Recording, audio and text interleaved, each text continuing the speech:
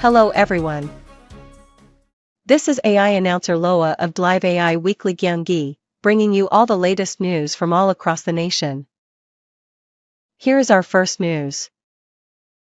In response to North Korea's repeated balloon bomb attacks, our military has resumed loudspeaker broadcasts towards North Korea. Citizens groups and residents of border areas are calling for an end to these broadcasts. This is due to the fear they may provoke military retaliation from North Korea. Reporter John Byung-chun has the story. 시민단체와 접경지역 주민들이 오두산 통일 전망대에 모였습니다. 대북 확성기 방송 중단을 촉구하기 위해서입니다.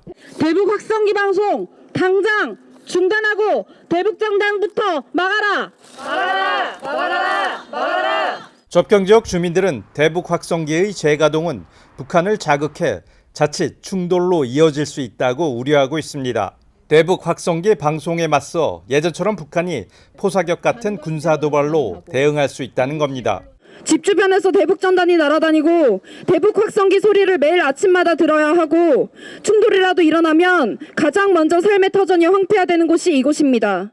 민간의 대결로 시작된 이번 건이 국방부가 직접 확성기를 키는 이런 행동까지 이어진 것에 대해서는 시민들이 아주 크게 우려하고 있다는 것 다시 강조하면서 군사적 대응은 절대 되지 않습니다. 앞서 파주시도 지난 19일 우리 군의 대북 확성기 방송 재개에 우려를 표명했습니다. 김경일 파주시장은 북한의 오물풍선에 맞선 대북 확성기 재개는 시민들의 공포를 더 증대시켰다고 지적했습니다. 이어 2015년 연천군에서 일어난 대북 확성기 방송에 대응한 북한의 포격 도발 상황과 유사하게 흘러가고 있다고 주장했습니다. 한편 시는 관할 군부대에 시민의 생명과 안전 보장을 위해 대북 확성기 방송 자제를 요청했다고 밝혔습니다. 딜라이브 뉴스 전병천입니다. Near the Soyesan tourist area in Dongducheon, there is an abandoned venereal disease clinic building, a painful reminder of the past for the women who lived in the U.S. military camp towns. Dongducheon City plans to demolish the building and expand the tourist area. However, citizen groups argue that it should be preserved as a historical site, leading to ongoing controversy. Reporter Kwon Suk-hwa has the story. 녹색망으로 가려진 건물. 마당에는 폐자재들이 널브러져 있습니다. 지난 1974년 주한미군 기지촌 성병 검진을 위해 문을 열었던 성병관리소입니다.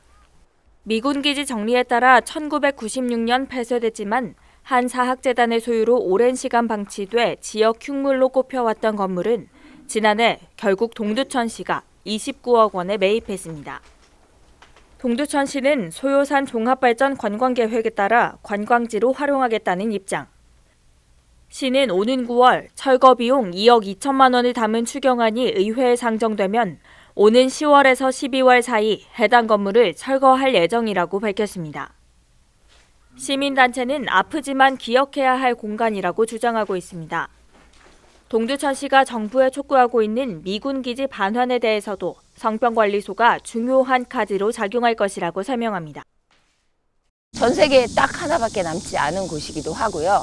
그러니까 당연히 역사를 충분히 담고 있는 유일한 건물이다. 그리고 또 하나는 동두천은 미군 기지 반환 문제로 굉장히 몸살을 앓고 있잖아요. 미국 정부는 이 문제에 대해서 아시아 여성들, 특히 한국 여성들의 몸을 너무나 쉽게 다루었던 문제에 대해서 반성해야 한다는 것을 알려줄 수 있는 매우 중요한 장소라고 생각합니다. 지역 시민사회단체는 성병관리소 철거 소식에 역사성과 의미를 알리기 위한 1인 시위와 집회 등 대응책을 논의 중입니다. 딜라이브 뉴스 권석화입니다. Goyang City has announced that legal consultation results indicate it is inappropriate to unilaterally cancel the construction permit for the Dakidong Data Center. Goyang City stated that canceling the construction permit without objectively verifying resident harm and based solely on subjective judgment would likely exceed their discretionary authority. The Dakidong Data Center, which GS Engineering and Construction subsidiary Magna PFE is building on a 16,945 square meter site, is planned to have 2 basement levels and 5 above-ground floors. However, significant resident opposition is due to concerns about electromagnetic waves, noise, and the urban heat island effect, as the site is close to a densely populated residential area. Despite the difficulty of unilaterally canceling the permit, Goyang City plans to review the legality of the construction commencement report and consider ways to minimize resident impact. The Goyang City Council, which had been in a standoff over forming the latter half standing committees, held a one-point extraordinary session and agreed to form a special committee to complete the K-Culture Valley project. The Goyang City Council's K-Culture Valley Special Committee comprises 8 members, 4 from each party. Democratic Party member Chae Sung-won will chair the committee, and People's Power Party member Sun Dong-suk will serve as vice chair. The committee's term will run until June 30th next year. It will focus on studying successful cultural industry cases and discussing suitable plans for promoting the K-Culture Valley project in Goyang. The K-Culture Valley project involves constructing a large-scale cultural complex, including an arena for performances, in Janghangdong, Ilsan, Goyang. This project, initially spearheaded by CJ Live City, faced delays due to issues such as liquidated damages. Subsequently, Gyeonggi Province announced its intention to proceed with the project as a public development. Pucheon City has been selected for the second round of the Education Development Zone pilot areas organized by the Ministry of Education. On the 30th, in cooperation with the local ERIC committee, the Ministry of Education announced the results of the second designation of Education Development Zone pilot areas.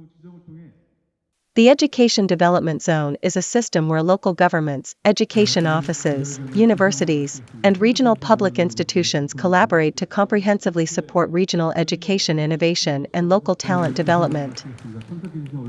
In February, the Ministry of Education designated 31 areas as the first pilot regions, including Goyang, Yeonju, and Dongducheon in northern Gyeonggi Province.